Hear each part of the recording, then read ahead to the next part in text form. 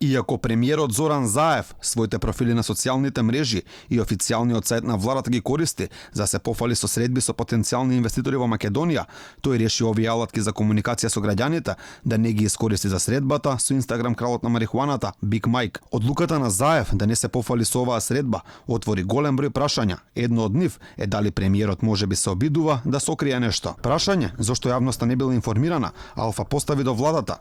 Од таму пак се правдаат дека не постоела пракса за објавување на сите средби кои премиерот ги имал. Владата на Македонија и премиерот Зоран Заев на дневно ниво реализираат бројни средби и работни состаноци на економски теми.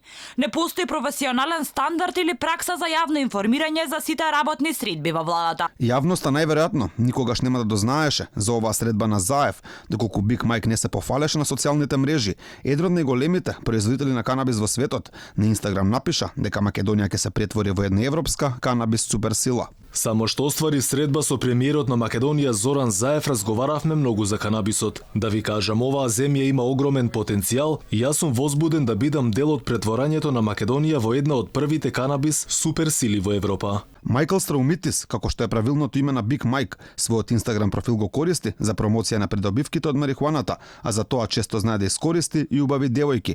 Тој во една од пораките вели дека канабисот помага за подобро спиење. Но, покрај активностите на социјалните мрежи за самопрогласениот марихуана Дон, канабисот е еден голем бизнис, што му носи милиони долари. Токму тоа, како да го поврзува со Заеви, најголем дел од компаниите кои произведуваат масло од канабис во Македонија се во семејна или пријателска релација со Зоран Заев. Според официјално достапните поратоци, представници на семејството на премиерот инкасирале 3,3 милиони евро од бизнисот со марихуана.